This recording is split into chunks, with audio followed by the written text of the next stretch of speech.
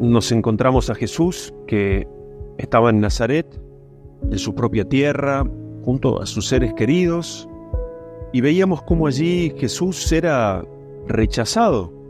El profeta es rechazado en su familia o entre los suyos.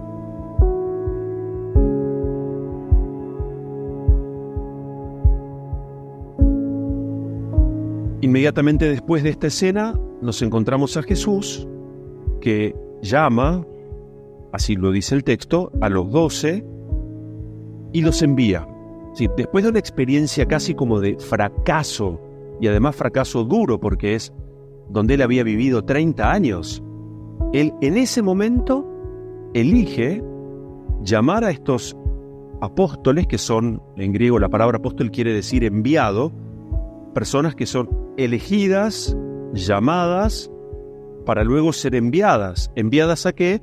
A cumplir, a vivir, a hacer de la vida una misión. Esto es muy importante tener en cuenta porque esa es nuestra historia.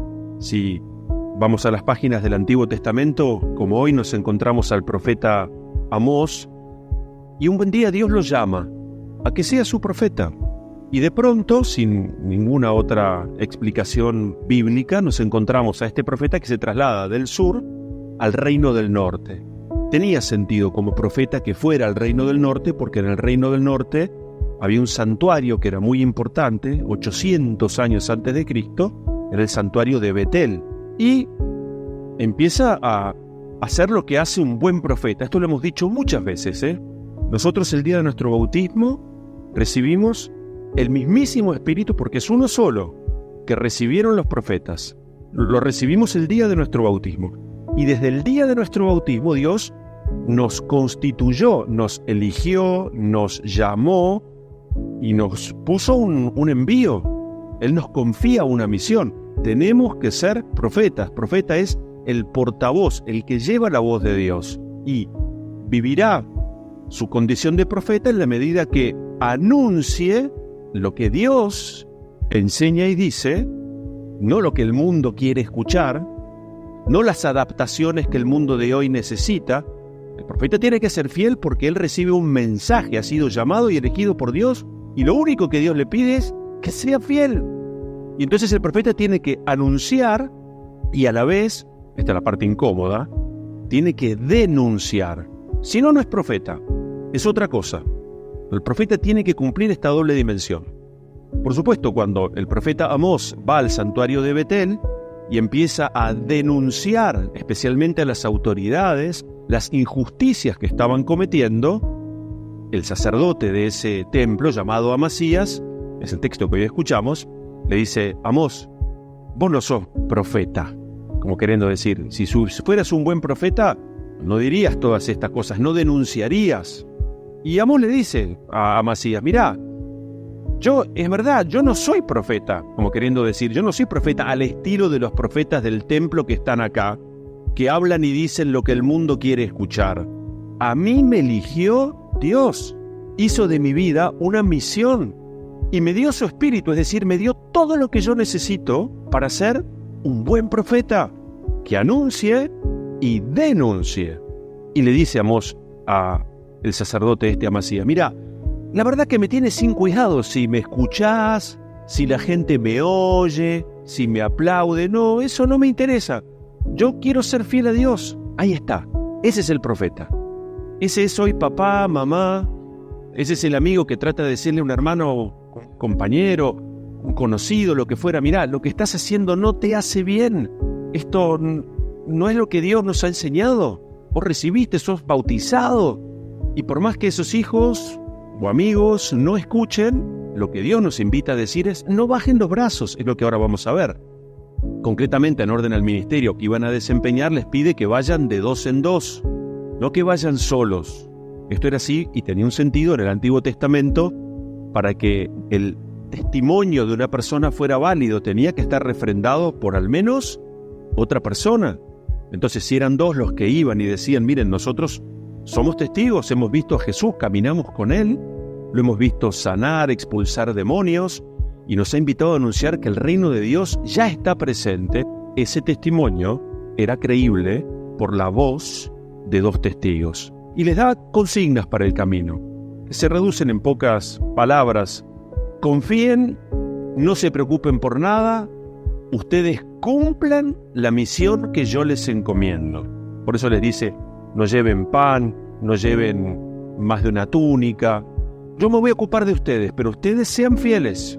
Y sepan, se los anticipa Jesús, que en algunos lugares no van a ser bien recibidos. Insisto, Jesús acababa de ser rechazado entre los suyos y en su propia tierra.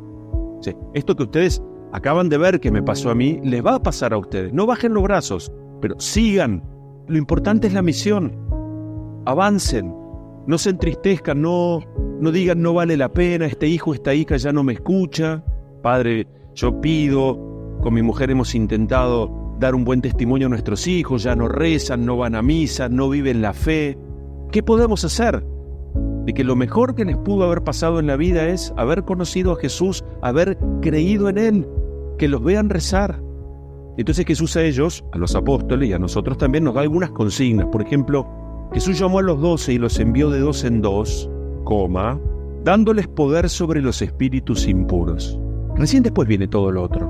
O sea que, fíjense hasta qué punto la misión de los apóstoles es expulsar demonios.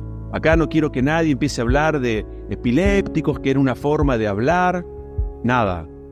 Expulsar demonios.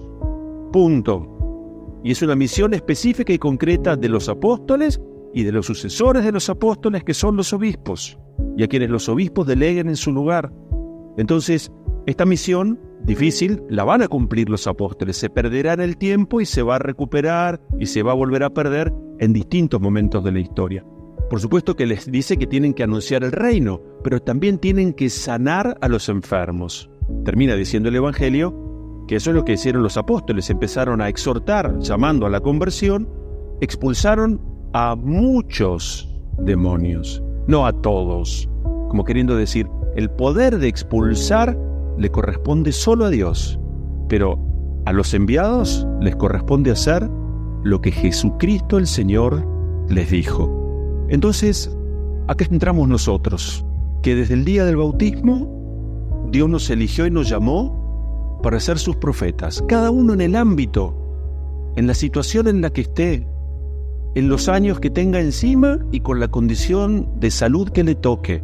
Lo que no podemos dejar de hacer es de anunciar la presencia del reino de Dios entre nosotros. Lo hemos dicho también, allí la pregunta del examen final, cuando nos encontremos con Dios cara a cara. Digo esto porque en el camino de la vida nos viene bien saber qué es lo que Dios espera de nosotros y no tanto qué es lo que yo, este es un problema muy actual del ser humano, que se pone en el centro de todo. Si yo lo siento, si yo lo entiendo, si yo quiero, si están dadas las circunstancias, entonces daré testimonio. No es esa la historia. Lo que nos constituye en cristianos, además de haber recibido el don del Espíritu en el bautismo, es el testimonio creíble, valiente, alegre y coherente que demos de nuestra fe. Con la edad que tengamos, en la situación en la que nos encontremos, con el país y en el momento de la iglesia que nos toque atravesar. Digo, nos viene muy bien esto de yo fui elegido, me llamaste, sin ningún merecimiento ni aporte de mi parte. A través de papá y mamá, de mis abuelos, quien fuera, me regalaste tu espíritu. Señor, no quiero malograr, no quiero desperdiciar el tiempo que me des. Y esta semana, al saberme llamado y elegido, voy a recordar que también me envías y que mi vida es una misión. Eso es entender la vida. Yo, marido, tengo que ser una misión para llevar a mi mujer al cielo. Yo, mujer, tengo que ser una misión para que mi marido algún día llegue al cielo, para que sea santo, papá y mamá juntos, respecto a sus hijos, entre amigos. Si al cielo vamos, yo me tengo que saber elegido, enviado por Dios. Dios pone en mí su confianza hoy y yo no puedo ni debo permanecer en silencio. Le pedimos a Jesús que nos haga fuertes como testigos.